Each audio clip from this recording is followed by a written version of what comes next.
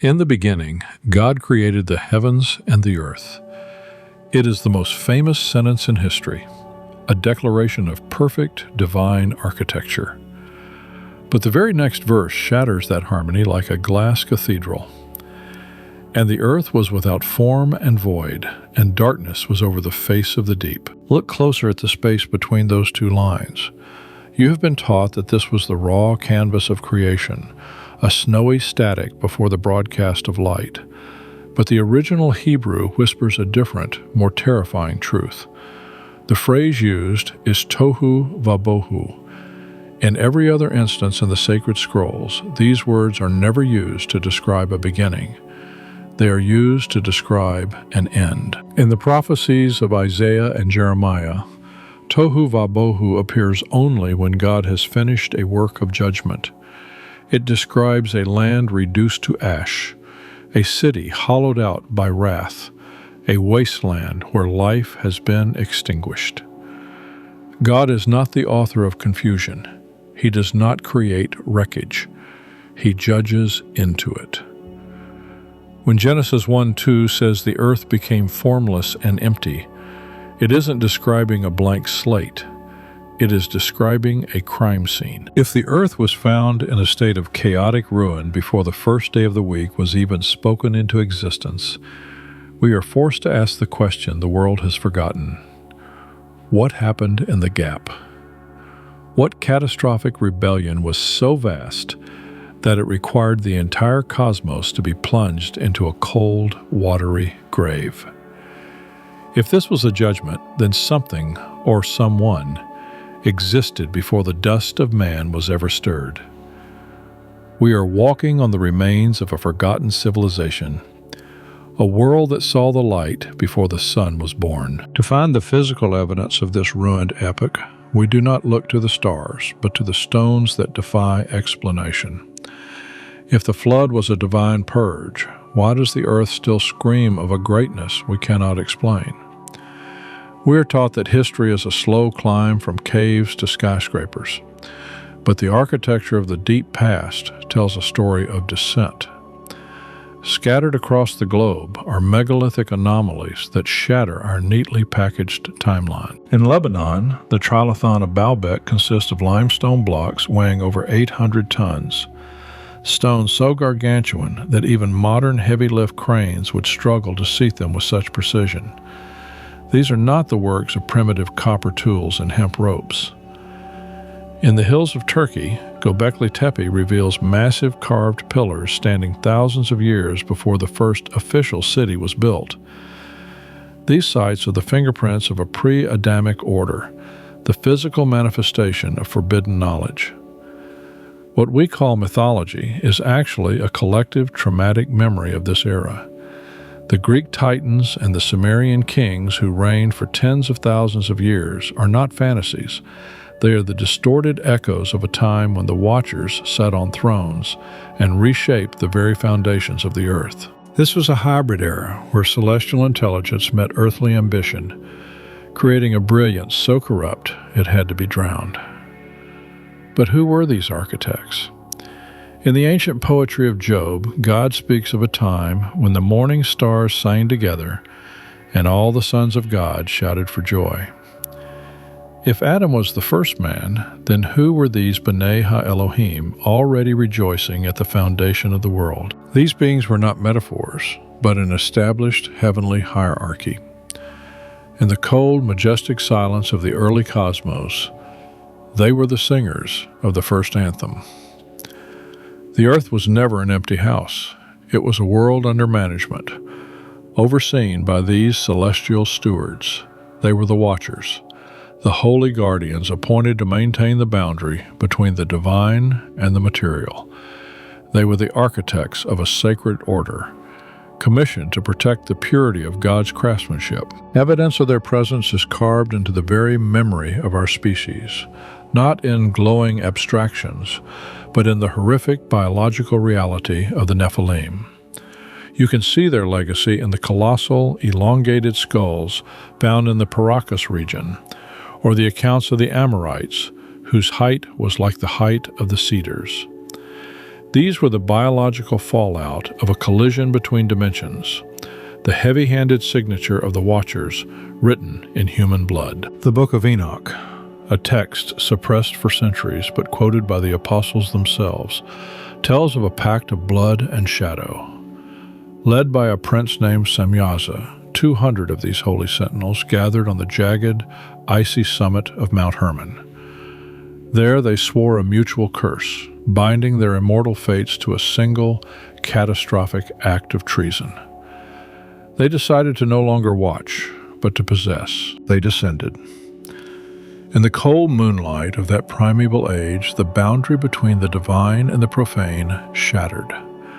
This was a biological coup. These beings of light took for themselves wives from the daughters of men, forcing an impossible convergence of spirit and clay. But they brought more than just their presence. They brought the forbidden. To the men, they taught the secrets of the forge, how to extract the veins of the earth to create instruments of slaughter. To the women, they revealed the manipulation of the face, antimony, enchantments, and the art of seduction used as a weapon. They unveiled the movement of the stars and the dark chemistry of roots. This was the first industrial revolution, fueled not by human ingenuity, but by cosmic contraband. Magic, metal, and makeup were the tools used to dismantle the innocence of the Adamic race. The earth began to groan. The genetic sanctity of the world was being rewritten, replaced by a hybrid reality that should never have inhaled the breath of life. There were giants in the earth in those days, and also afterward. The scriptures call them Nephilim, from the Hebrew root Nephal, the fallen ones. They were an ontological crisis. These hybrids were not kings to be served, but predators to be feared. The Bible describes a world filled with hamas, violence. In the original tongue, this implies a structural lawlessness, a chaotic erosion of the physical order. The Nephilim were an invasive species with the intellect of heaven and the appetites of hell, consuming resources, flesh, and the future itself. This was a genetic hijacking. When God said, "Let us make man in our image," it was a declaration of ownership. The Nephilim invasion was a counter-move to erase that image.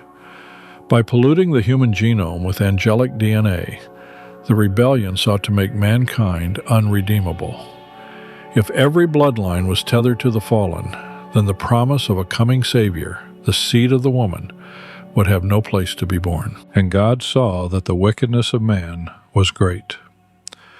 This was a total systemic collapse. The earth was no longer the canvas God had painted. It was a laboratory of horrors. We have been taught to see the flood as a divine tantrum. But through the lens of the ancient Hebrew, you see something far more precise. This was not just a judgment.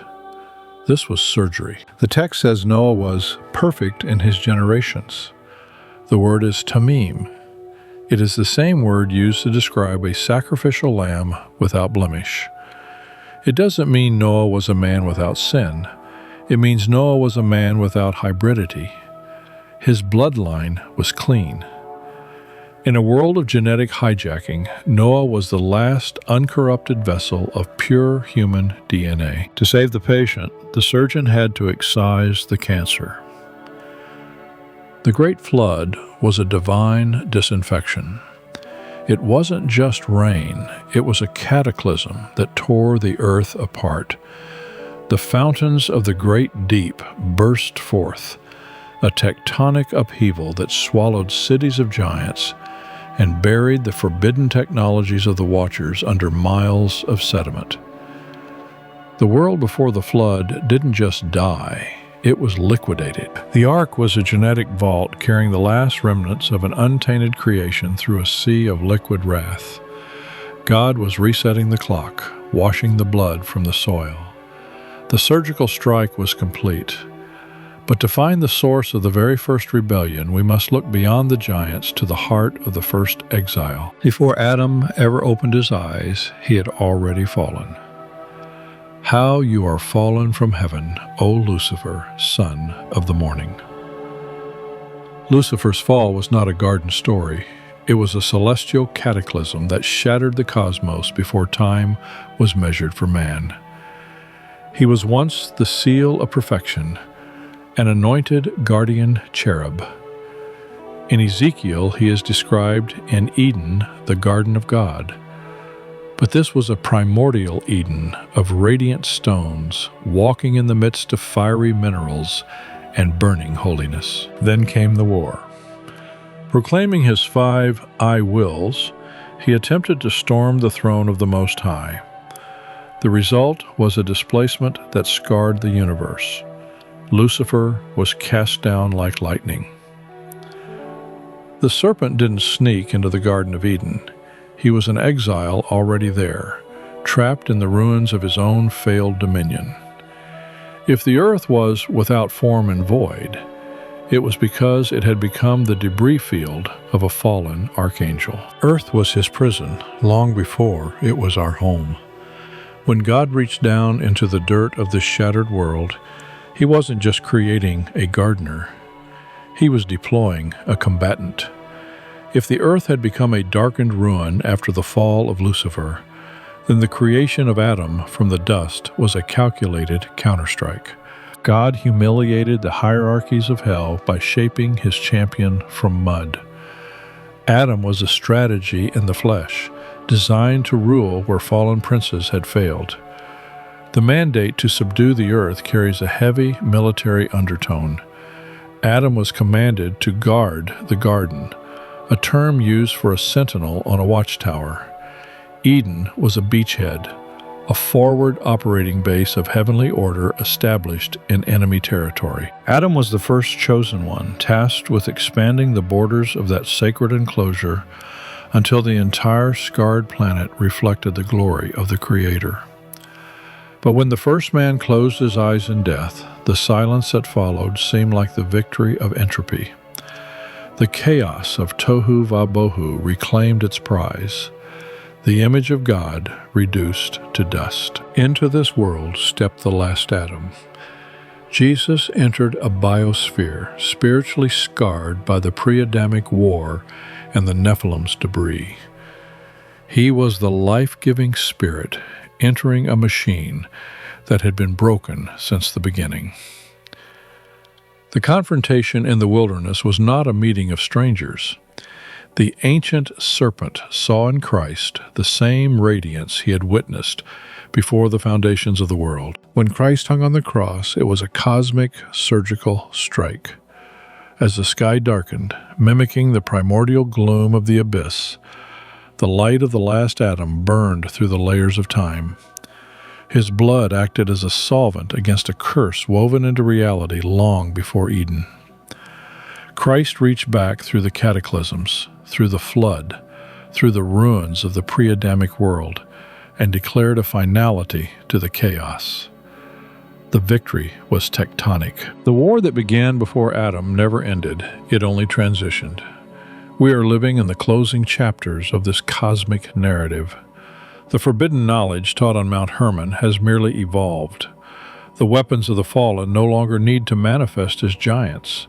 They manifest as systems and digital whispers that seek to colonize the human soul and overwrite the image of God. You are Christ's legion behind enemy lines.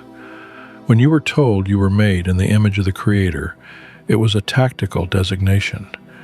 You are the restart. You carry the blueprint of the new Eden in occupied territory. The ancient serpent hates you because you are a reminder of his eviction notice. He sees in you a creature of dust, destined to judge angels. What began in the silent ruin of the pre-Adamic waste ends in the thunderous restoration of all things. In the final visions of the apocalypse it is written, "And the sea was no more."